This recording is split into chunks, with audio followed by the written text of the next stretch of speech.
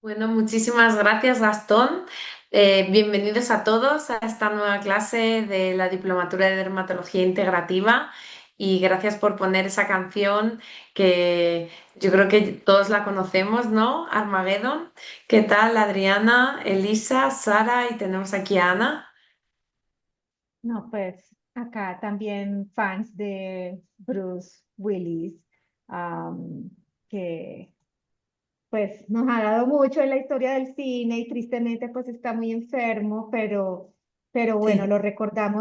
lo recordaremos por siempre en estas películas siendo un héroe para todas. Sí, y hoy el tema sigue de hormonas. Vamos a dar ya paso. Para mí es un placer presentar a la doctora Ana Cuesta, que la tenemos aquí al lado para luego resolver las dudas. Ella es especialista en ginecología y obstetricia en el Hospital Universitario Rey Juan Carlos de Móstoles, en Madrid. Además, es doctora en medicina por la Universidad Rey Juan Carlos y profesora asociada de la misma universidad. Además, dirige la Unidad de la Mujer en IMDA Madrid, donde trabajamos juntas y todas las pacientes están encantadas por el abordaje que hace de la salud ginecológica de la mujer, como vais a ver en la charla de hoy, y desarrolla su actividad asistencial como especialista en menopausia, ginecología integrativa y abordaje funcional de la salud femenina. Además, cuenta con formación avanzada en metodología de la investigación, colposcopia, ecografía nivel 3 y ginecoestética funcional regenerativa y estética. Su práctica clínica se centra en un enfoque integrativo y multidisciplinar de la salud de la mujer, con especial interés en la salud íntima, la funcionalidad tisular y el bienestar femenino. Bienvenida, Ana, y cuando queráis damos paso a su clase.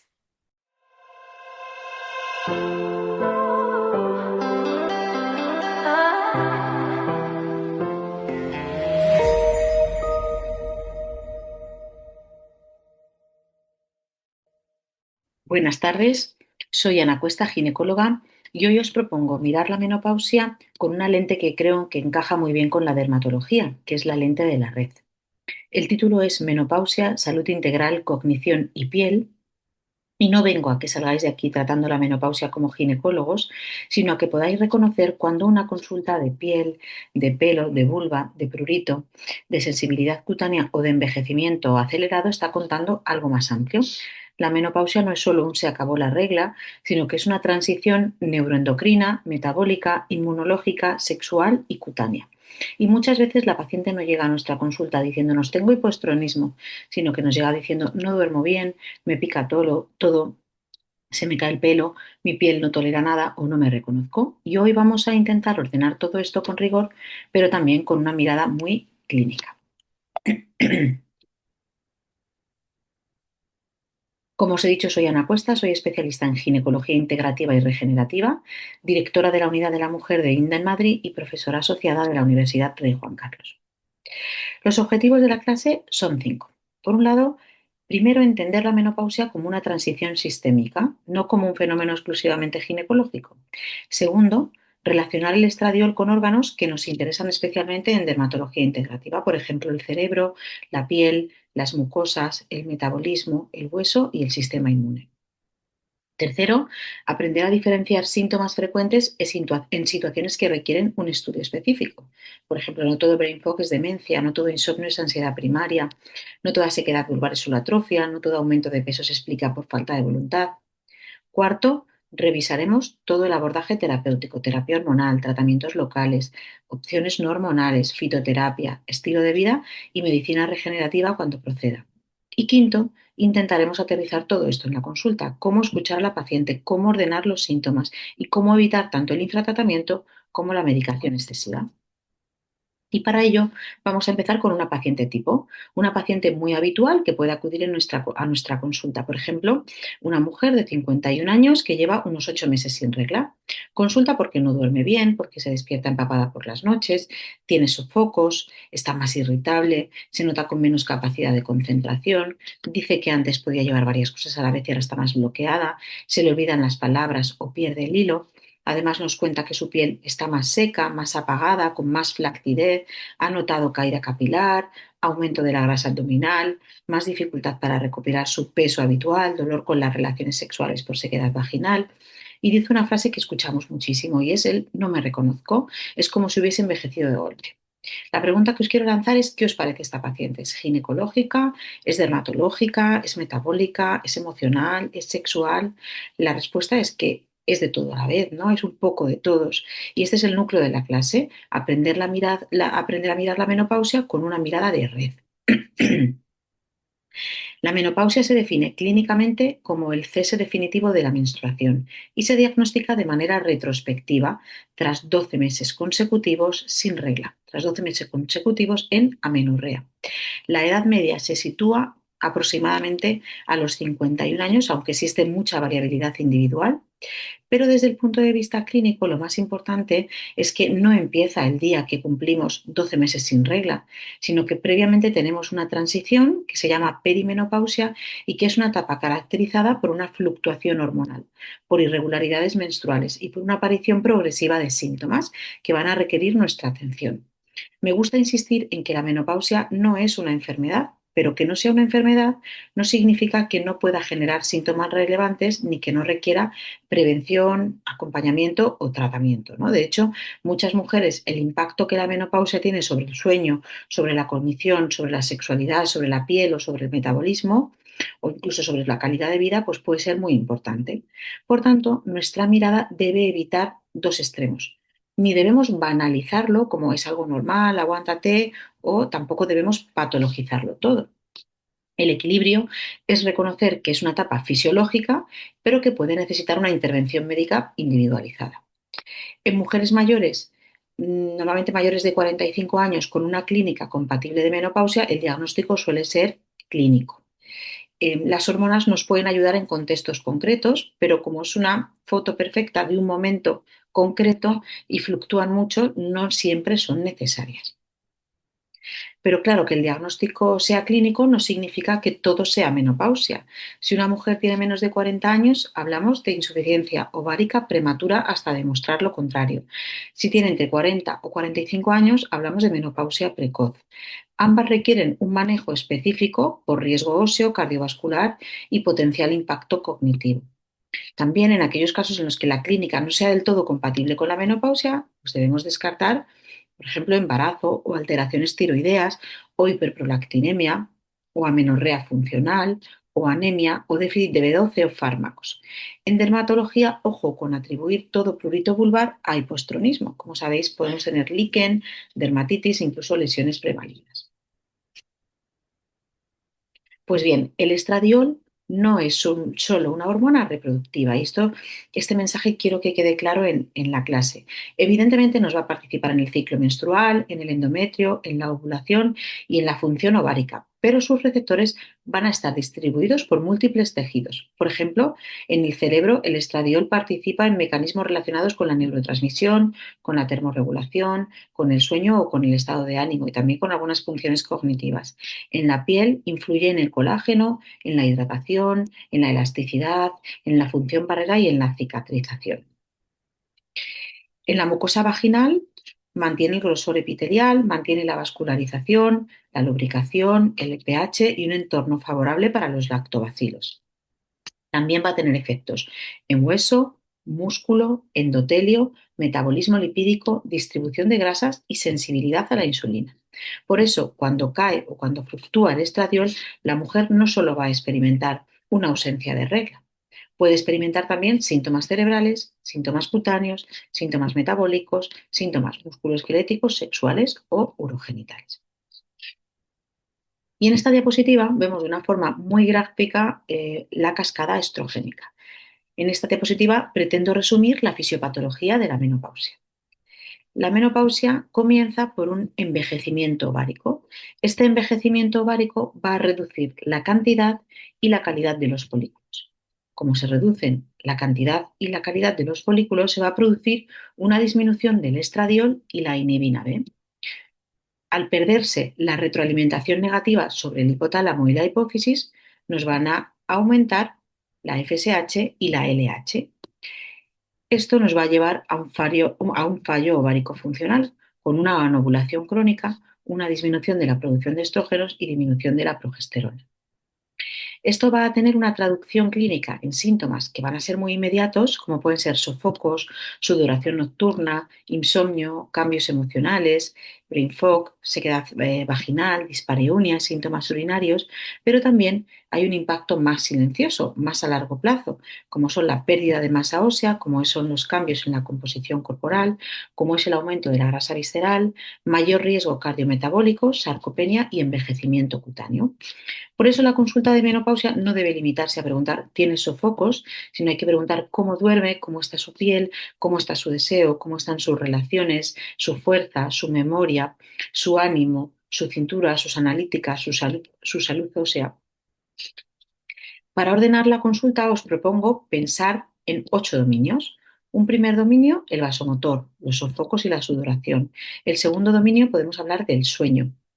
eh, que puede alterarse por los sofocos, la ansiedad, el dolor, el cortisol, los hábitos, los cambios circadianos. El tercero, la cognición, que llamamos muchas veces niebla mental. El cuarto, el estado de ánimo, irritabilidad, ansiedad, vulnerabilidad depresiva o sensación de no estar en el control. El quinto, el urogenital y el sexual, sequedad, dolor, ardor, infecciones urinarias, urgencia miccional, bajo deseo, dificultad para la excitación. El sexto, el metabólico, aumento de la grasa abdominal, resistencia a la insulina, cambios lipídicos. Y el séptimo, el óseo muscular, pérdida de la masa ósea, sarcopenia, dolor articular y disminución de la fuerza. Y el octavo y último, fundamental para este máster, podemos decir que puede ser la piel y los anejos, sequedad, flacidez, pérdida de luminosidad, arrugas, prurito, peor tolerancia a la cosmética. En este mapa evita que nos quedemos en un síntoma aislado, ¿no? Y que nos permite construir una intervención muchísimo más global. Y es que la menopausia se expresa como si fuese una red clínica multisistémica. Comenzamos entonces con los sofocos. Los sofocos son uno de los síntomas más conocidos, pero a veces los infravaloramos. No es simplemente calor, sino que son episodios de activación neurovegetativa que pueden acompañarse de sudoración, de rubor, de palpitaciones, ansiedad anticipatoria, despertares nocturnos. Afecta a una proporción muy alta de mujeres a lo largo de la transición menopáusica, alrededor de hasta un 80% de ellas. Y no siempre son breves. Muchas veces empiezan en la perimenopausia y pueden persistir varios años tras la última regla.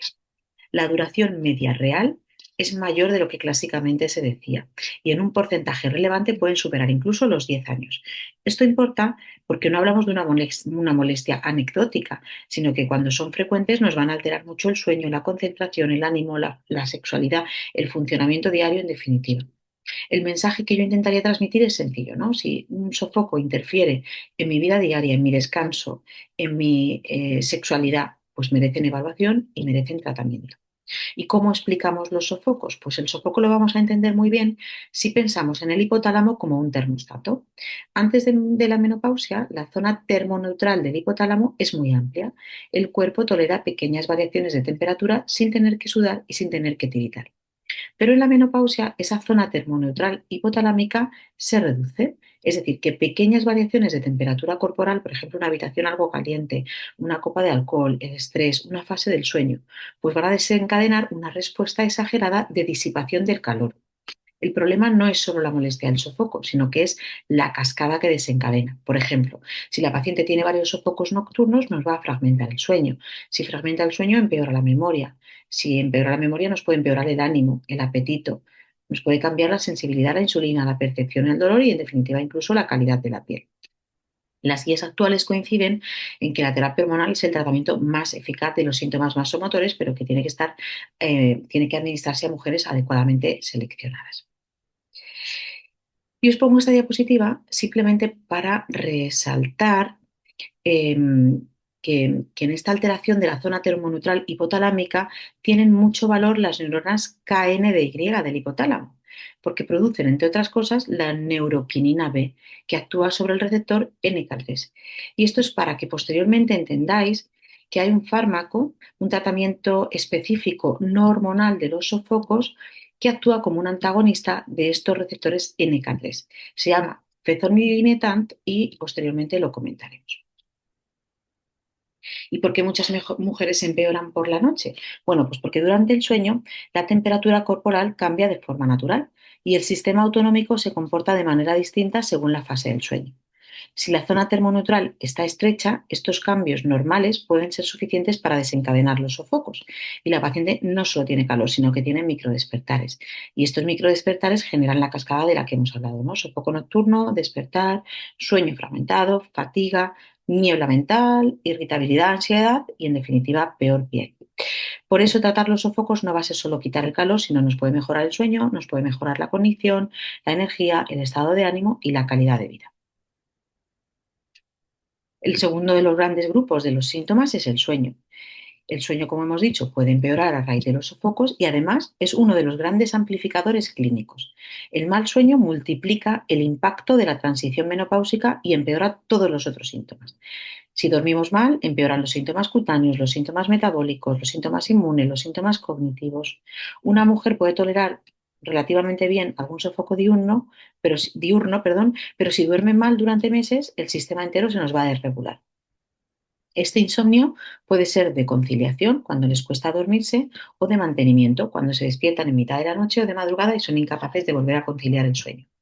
En menopausia pueden influir los sofocos, como hemos visto ya, y la sudoración nocturna, pero también la ansiedad, la hiperactivación del eje hipotálamo pituitario adrenal, los dolores osteoarticulares, el prurito, la nicturia, el síndrome genitourinario o incluso la apnea del sueño, por ejemplo, si hay un aumento de peso. Desde dermatología integrativa, el sueño tiene una relevancia enorme, porque dormir mal nos va a alterar la reparación cutánea, la función barrera, la inmunidad, ¿no? La percepción de inflamación, la glicación, el apetito y la recuperación muscular. Por tanto, preguntar por el sueño no es un extra, ¿no? Es una pregunta central y el tratamiento puede incluir pues, higiene del sueño, exposición a la luz matutina, más ejercicio, manejar los sofocos, terapia cognitiva conductual, ya veremos más adelante, ¿no? Uno de los síntomas también que más preocupa a las mujeres es el brain fog. Lo describen como niebla mental, como dificultad para concentrarse, como olvidos cotidianos, como problemas para encontrar la palabra correcta, una especie de sensación de lentitud mental, de menor agilidad mental. Es muy importante validar este síntoma. No debemos decirle a la paciente que son cosas de la edad o que está estresada sin más, ¿no? La Sociedad de Menopausia Internacional lo reconoce como un conjunto de síntomas cognitivos que son muy frecuentes en la mujer menopáusica y enfatiza que nosotros debemos validar estos síntomas, pero también debemos intentar diferenciarlos de aquellos deterioros cognitivos que son serios, ¿no? Pero igual de importante que es no alarmar, en la mayoría de los casos el brain fog menopáusico no equivale a demencia. Suele ser fluctuante, suele estar muy influido por el sueño, suele estar muy influido por los sofocos, por la ansiedad, por la carga mental, por el estrés, por la depresión, por déficits nutricionales. Por eso el manejo es doble, ¿no? Lo que te pasa es real, debemos decir a la mujer lo que te pasa es real y vamos a estudiar todos aquellos factores modificables antes de asumir que hay una verdadera enfermedad neurológica, ¿no? Otro de los síntomas que puede aparecer en la menopausia es alteración en el estado de ánimo. El estado de ánimo no se puede separar del contexto endocrino ni del contexto vital. Digamos que depende de ambos, ¿no? Depende del contexto endocrino de la mujer y del contexto vital en el que se encuentra. Y es que esta bajada de estrógenos muchas veces coincide con una etapa de altísima exigencia, ¿no? Generalmente tenemos alta exigencia en el trabajo, en la crianza, nuestros padres se hacen mayores, hay más cansancio acumulado, están apareciendo cambios corporales, y quizás no me identifico bien conmigo misma o con mi pareja. Y además, a nivel biológico, el estradiol nos va a modular los receptores de serotonina, el GABA, los neuroesteroides y el eje hipotálamo pituitario adrenal. La bajada de estrógenos, por tanto, se va a traducir en una mayor sensibilidad al estrés, más vulnerabilidad a la ansiedad, al insomnio y a los síntomas depresivos. Si además de esto sumamos que esa mujer puede tener estrés crónico, ese cortisol sostenido favorece insomnio, favorece inflamación, favorece grasa visceral, pérdida muscular y peor piel. Aquí el mensaje para la mujer debe ser muy humano, ¿no? La paciente no es que esté siendo más débil de lo habitual ni menos capaz, ¿no? Sino que está viviendo una transición neuroendocrina sobre una carga vital real. Entonces, bueno, aunque sabemos que esto puede ocurrir durante la menopausia, siempre tenemos que estar muy atentos a los síntomas de depresión mayor, eh, a los síntomas que puedan requerir una intervención por otros especialistas, ¿no? Pero también debemos validar sus síntomas, tratarlos y, en la medida de lo posible, reducir su carga fisiológica. Entramos ahora en la piel y aquí quiero destacar algo, ¿no? La piel menopáusica no es simplemente piel que envejece por la edad, sino que es piel sometida a cronoenvejecimiento, a fotoenvejecimiento y a endocrino envejecimiento. La caída estrogénica se asocia a menor hidratación, menor función barrera, disminución del colágeno, pérdida de la elasticidad, mayor sensibilidad, prurito, mayor sequedad, peor cicatrización. Muchas mujeres refieren que los cosméticos que antes toleraban pues ahora les irritan o que necesitan más hidratación para conseguir menos efecto. También ven cambios en el pelo y en las uñas. Por ejemplo, experimentan mayor caída capilar o afilamiento del cabello o uñas más frágiles o de diferente textura. En dermatología integrativa todo esto es clave, ¿no? Porque si tratamos la piel sin entender este contexto hormonal, metabólico y del sueño en el que se encuentra la paciente, pues nos podemos quedar en la superficie. Y si tratamos la menopausia sin preguntar por la piel, pues también vamos a perder una manifestación muy importante en la calidad de vida, ¿no? Es importante no prometer a la paciente que la terapia hormonal es un tratamiento dermatológico antiedad, porque la evidencia sobre la piel es muy heterogénea y no se indica la terapia hormonal de la menopausia solo por las arrugas, pero sí podemos integrar en el tratamiento, pues en cuanto al estrato córneo, mejorar la hidratación, en cuanto a la epidermis, la fotoprotección y los antioxidantes. Para la dermis ya sabemos que el estradiol influye en los fibroblastos, en el colágeno, en la elastina, en la vascularización y en la reparación, con lo cual podemos utilizar retinoides y bioestimulación celular. Pero el déficit hormonal no actúa solo, ¿no? Sino que se suma al daño solar acumulado, al déficit del sueño, a la pérdida de masa muscular. La clave es explicar que no estamos revirtiendo la menopausia, sino estimulando los tejidos en este contexto biológico, ¿no? Y los mejores resultados se van a obtener cuando los procedimientos que nosotros hagamos a este paciente vayan acompañados de cambios en el estilo de vida. Como hemos dicho, el pelo y las uñas también van a sufrir este déficit hormonal. El cabello es una de las áreas de mayor impacto emocional. La mujer puede presentar efluvio telógeno simplemente por el estrés o por déficit de hierro, tiroideos, pérdida de peso, pero también pueden experimentar en esta época de la vida una alopecia androgenética. En menopausia puede aumentar la percepción de este predominio androgénico relativo, pero debemos diagnosticarlo bien. El acné tardío también puede relacionarse con resistencia a la insulina, con cosméticos, con hiperandrogenismo y no debe tratarse igual que el acné del adolescente. La rosácea, por ejemplo, también nos puede empeorar por los sofocos, el calor o la alteración de la barrera. Las uñas pueden estar más frágiles por la exposición, por la sequedad, por déficit.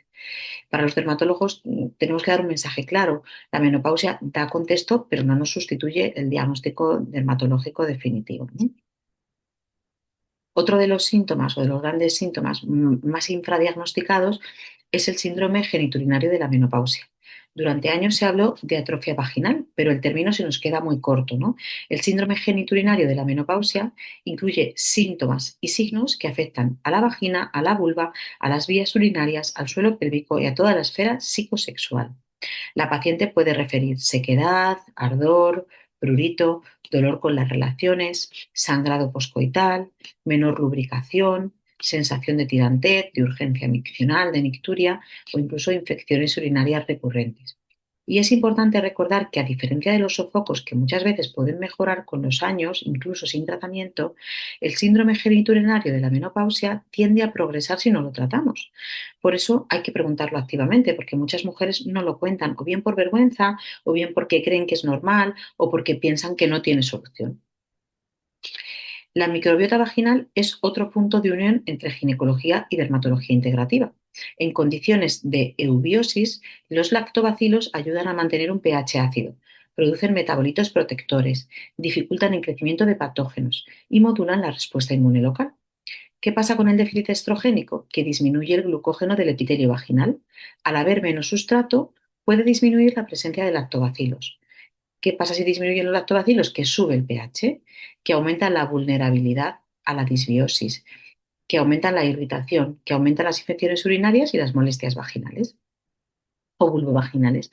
Así que aquí también debemos de ser prudentes, ¿no? No todo síntoma vulvar es menopausia o es microbiota, ¿no? Sino que puede haber líquen o puede haber alguna dermatitis de contacto o alguna candidiasis o incluso alguna lesión premaligna. Entonces, la microbiota es muy importante, es una pieza muy relevante, pero no lo es todo, ¿no? Siempre la exploración de la vulva de la mujer debe ser una pieza importante durante esta época de la vida, sobre todo si refieren estos síntomas. Pues llegamos ya al metabolismo y la composición corporal en la menopausia. Muchas mujeres consultan por aumento de peso, pero clínicamente debemos de ir un poquito más allá del peso. Lo más importante no es el peso, lo relevante es la composición corporal. En esta época de la vida aumenta la grasa visceral y se pierde masa muscular, con lo cual hay cambios en la sensibilidad a la insulina, hay cambios en el perfil lipídico y en el riesgo cardiovascular. La caída estrogénica favorece la redistribución de la grasa hacia el abdomen y si además hay mal sueño, hay estrés, hay sedentarismo, hay pérdida muscular o hay una dieta insuficiente en proteínas, todo este escenario metabólico pues nos va a empeorar. Aquí es fundamental cuidar muy bien el lenguaje de que vamos a utilizar con la paciente.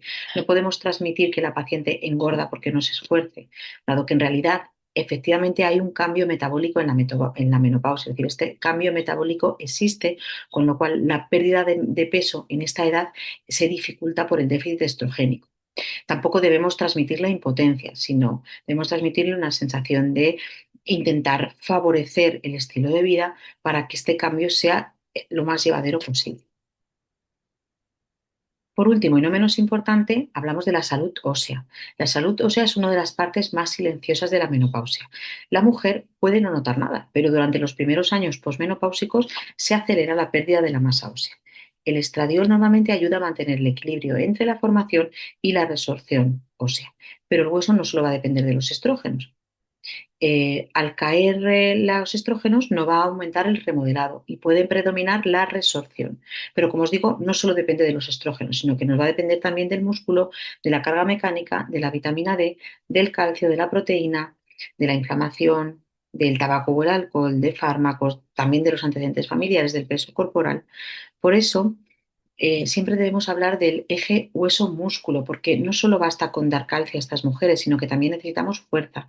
El entrenamiento de fuerza y la carga mecánica son esenciales para preservar ese músculo, para preservar la sensibilidad a la insulina, para reducir las caídas y también para proteger el hueso.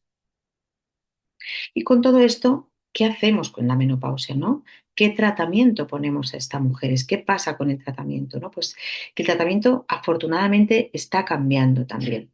Nosotros antes teníamos un enfoque tradicional y clásico en el que el objetivo fundamental era aliviar síntomas y prevenir complicaciones.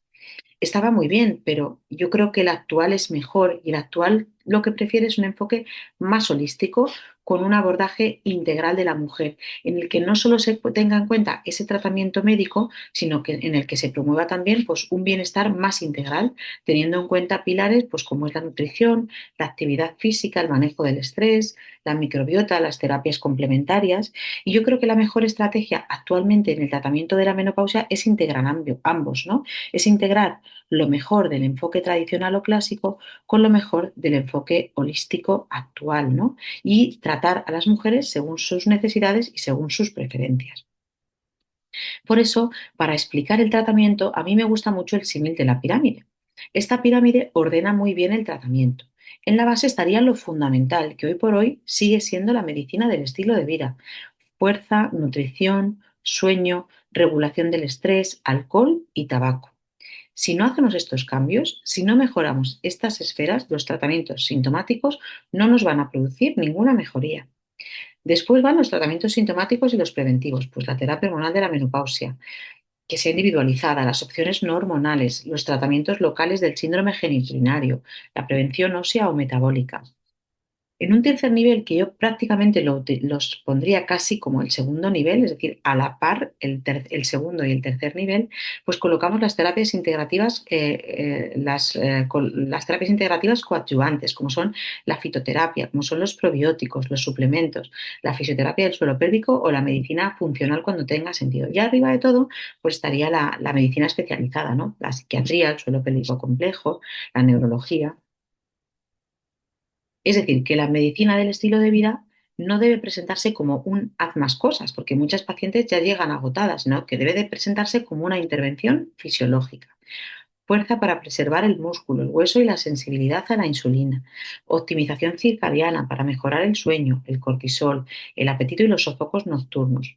La nutrición antiinflamatoria para aportar más proteína, fibra, polifenoles y para mayor estabilidad glucémica. Sin estos cimientos, si estos cimientos nos fallan, el resto de tratamientos nos van a funcionar muchísimo peor. O sea que esto es especialmente relevante también en dermatología, ¿no? La piel, la inflamación, la cicatrización, el envejecimiento, todo esto no solo va a depender de las cremas o de la tecnología que nosotros apliquemos, sino de los cimientos que tengan esas pacientes, de esa medicina del estilo de vida. ¿Qué pasa con la nutrición? ¿Qué debemos decir a las mujeres en la menopausia en cuanto a su nutrición? Pues la nutrición en menopausia no debería venderse como una dieta para no engordar, sino que es mucho más interesante. Debemos explicarla como soporte para el hueso, para el músculo, para la microbiota, para la glucosa, para la inflamación y para la piel. Debemos decirles que deben consumir proteína de calidad para preservar la masa muscular, el calcio, la vitamina D, sobre todo cuando toca para la salud ósea, ¿no? Patrón mediterráneo por su perfil cardiometabólico y antiinflamatoria. Fibra y fermentados para la microbiota. Y control de azúcares y ultraprocesados para evitar los picos glucémicos y la glicación. El mensaje para la paciente no debe ser restricción, sino construir un entorno metabólico donde piel, músculo y sistema inmune funcionen mejor. En cuanto al ejercicio físico, si tuviera que elegir una intervención de estilo de vida especialmente potente en la menopausia, yo elegiría la fuerza. El entrenamiento de fuerza preserva la masa muscular, nos va a proteger el hueso, nos va a mejorar la sensibilidad en la insulina, nos va a reducir el dolor, nos va a mejorar el equilibrio y nos va a dar una sensación de capacidad, ¿no? Que muchas mujeres han perdido. El cardio también es importante, nos aporta salud cardiovascular y energía, la movilidad también nos va a reducir la rigidez y el equilibrio también puede prevenir las caídas. Entonces, no se trata de convertir a todas las mujeres menopáusicas en atletas, sino de prescribir un movimiento estratégico que sea adaptado y que sea progresivo, que incluya gran parte de fuerza, algo de cardio y de movilidad. Esta triada pues, puede cambiar la evolución de muchas mujeres en esta etapa. ¿Y qué pasa con la gestión del estrés? La gestión del estrés no es solo un adorno, sino que es la regulación del eje hipotálamo pituitario adrenal, es la regulación del sueño, de la inflamación y de la conducta. En estas mujeres es importante la respiración y la meditación. O la relajación también nos puede reducir la hiperactivación, descanso de calidad, luz natural, actividad física, contacto con la naturaleza. Todo esto nos va a mejorar el estado de ánimo y la energía. La escritura emocional, la gratitud, la terapia, todo esto nos ayuda a ordenar los pensamientos. Todo el apoyo social también es medicina, ¿no? El sentirse acompañadas, el sentirse en tribu, pues todo esto nos va a reducir esa sensación de carga percibida. Y en consultas, pues hay que ser realista, tampoco debemos darle una lista infinita de deberes, sino explicarle todos estos y que ellas elijan los que mejor se adapten a su vida, ¿no? Elegir una o dos acciones que sean sostenibles bueno, que ella vaya adaptando su vida o vaya controlando su vida o vaya teniendo la sensación de recuperar esa sensación de control. No necesita ser perfecta, sino sentirse bien consigo misma. En cuanto a la sexualidad en menopausia, no va a depender solo de hormonas, ¿no? Sino que va a depender del deseo, del vínculo, del dolor, del sueño, de la autoestima, de la imagen corporal, de su salud vulvovaginal. Si hay sequedad o si hay dispareunia, pues no podemos decir simplemente usa lubricante y ya está, ¿no? Tenemos que explorar en estas mujeres el síndrome genitourinario, su suelo pélvico, que no haya ninguna dermatitis, líquen, y también animarles a que haya una mayor comunicación y conexión con la pareja, a que experimenten el deseo y el placer saludable, a su aceptación corporal, que intenten reducir el estrés. Y también importa decirlo en positivo, ¿no? Una sexualidad saludable no tiene una edad fija, necesita confort, necesita seguridad, deseo y libertad, ¿no? Y cuidar la salud sexual también es cuidar la salud. Con lo cual, este es un mensaje clave para estas mujeres. Y cuando ya tenemos unos buenos cimientos, tenemos una buena medicina del estilo de vida, ahí es donde nosotros podemos aportar nuestra granito de arena con la terapia hormonal de la menopausia. La terapia hormonal de la menopausia no debe presentarse como una solución universal ni como algo peligroso tampoco por definición, sino que es una herramienta médica eficaz que requiere indicación, que requiere individualización y que requiere seguimiento. La terapia hormonal sigue siendo hoy por hoy el tratamiento más eficaz para los síntomas vasomotores, también para el síndrome genitourinario de la menopausia y nos va a prevenir la pérdida ósea y las fracturas. Sus riesgos pues, van a depender del tipo, de la dosis, de la duración, de la vía de administración, del momento de inicio, de la necesidad o no de gestágenos. En general, la relación riesgo-beneficio suele ser más favorable para aquellas mujeres que tienen síntomas menores de 60 años o empezar este tratamiento dentro de los primeros 10 años de la menopausia, siempre y cuando no existan contraindicaciones. ¿Y cómo hacemos este tratamiento? Pues normalmente en mujeres con útero administramos estrógenos y progesterona. La progesterona nos sirve para proteger el endometrio y en mujeres sin útero se puede usar estrógeno solo, salvo alguna situación especial. Preferiblemente la vía transdérmica, sobre todo en perfiles que tengan riesgo metabólico, migraña, hipertrigliceridemia o riesgo trombótico. Y algo clave es que se prescribe con un objetivo, ¿no? Generalmente es tratar sofocos, tratar sueño, mejorar la calidad de vida, mejorar el síndrome genitourinario, prevención ósea, ¿no? Y lo tenemos que ir revisando periódicamente. Esto lo resumo a modo de balanza. En un lado están los beneficios, control de sofocos, mejorar la calidad de vida, mejorar el sueño si estaba alterado, prevención de la pérdida de masa ósea y por otro lado están las precauciones. ¿Qué precauciones debemos de tener? Cuidado con el riesgo trombótico en mujeres que tengan factores de riesgo, cuidado si ha tenido cánceres hormonodependientes, cuidado si hay patología hepática activa previa, cardiopatía o ictus o que tenga un riesgo cardiovascular muy avanzado. Siempre debemos iniciarlo a una dosis mínima eficaz, elegir la vía, a ser posible transdérmica, elegir el gestágeno de la forma más razonada posible y revisar periódicamente. El tener seguridad no es pautarla con miedo, sino que es un método, ¿no? Intentar ser lo más seguro para estas pacientes. Aparte de la terapia hormonal de la menopausia, tenemos otro tipo de terapia hormonal, que es la terapia hormonal local. Es el tratamiento del síndrome genitourinario de la menopausia, que debe ser también escalonado y personalizado. La base es la educación, explicar a la mujer por qué le están ocurriendo esos síntomas, evitar irritantes, evitar jabones agresivos, perfumes, salva-slip crónicos, ropa muy oclusiva, exceso de higiene. Después de eso, debemos de comenzar con hidratantes vaginales de uso regular y también lubricantes durante las relaciones. Es importante explicar a la mujer que hidratación y lubricación no son lo mismo. Y cuando a pesar de todo esto hay síntomas moderados o persistentes, el tratamiento local con estrógenos vaginales a dosis baja es una opción muy eficaz.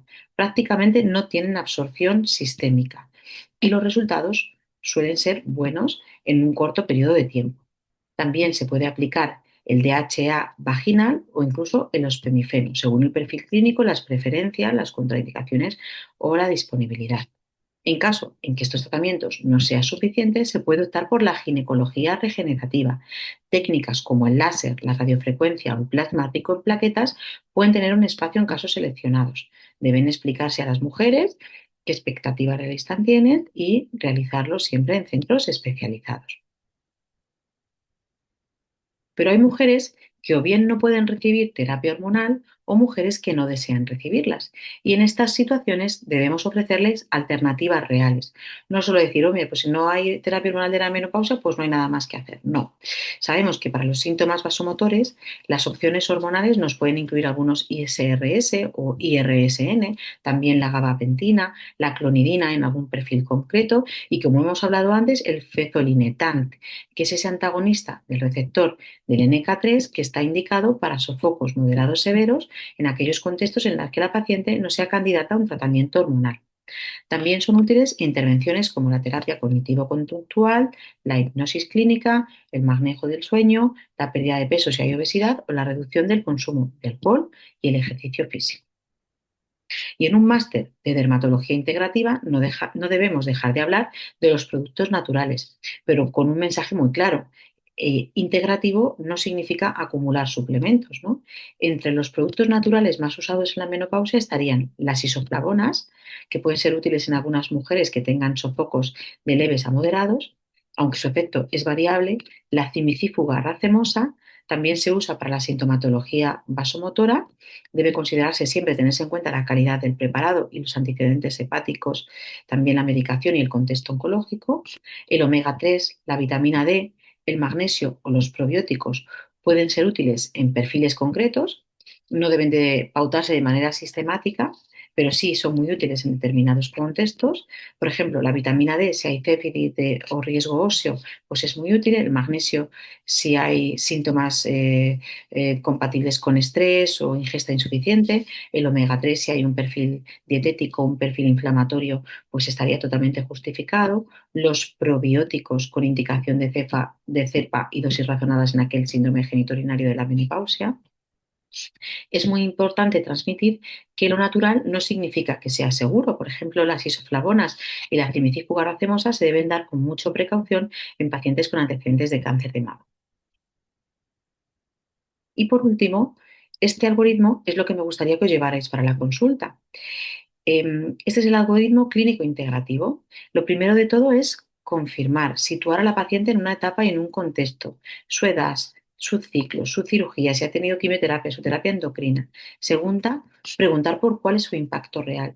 Su impacto real en cuanto a sueños, sofocos, piel, vulva, sexualidad, ánimo, fuerza, peso, glucosa, lípidos, huesos, ¿no? Todo lo que hemos estado hablando.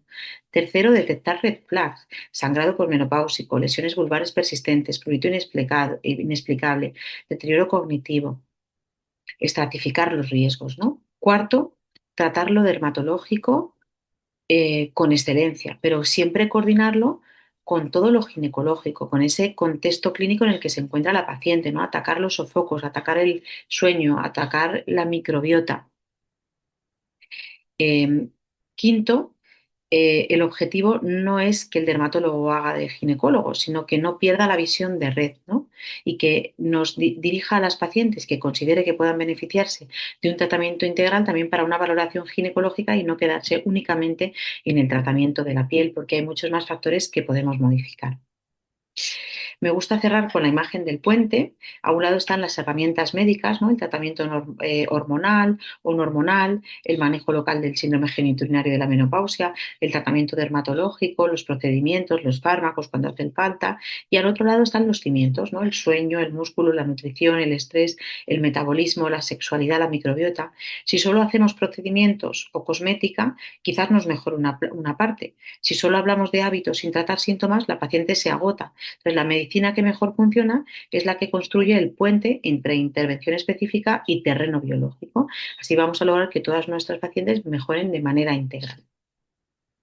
No voy a leer toda la bibliografía completa, pero la dejo por aquí porque yo creo que es un tema tan polarizado que necesita fuentes sólidas y cierro con una idea. Y es que la menopausia no es una pérdida que haya que resignarse a vivir en ella, ¿no? En silencio, sino que es una ventana clínica, es una ventana en la que podemos prevenir, en la que podemos tratar, en la que podemos acompañar y mejorar la calidad de vida de muchas mujeres con mucha precisión y con mucha seguridad. Y es una etapa de la vida en la que la valoración integral aporta mucho para la salud global de estas mujeres. Así que yo creo que es que si de esta clase podemos sacar ideas claves para el manejo global e integral de estas mujeres, pues vamos a ganar absolutamente todos. Vosotros como dermatólogos en el manejo de la piel y todo su sustrato y nosotros también por el hecho de poder tratar a estas mujeres de una manera lo más global posible. Esto ha sido todo. Espero que haya quedado claro. Os agradezco mucho vuestra asistencia y bueno, quedo luego a vuestra disposición para el turno de preguntas. Un saludo.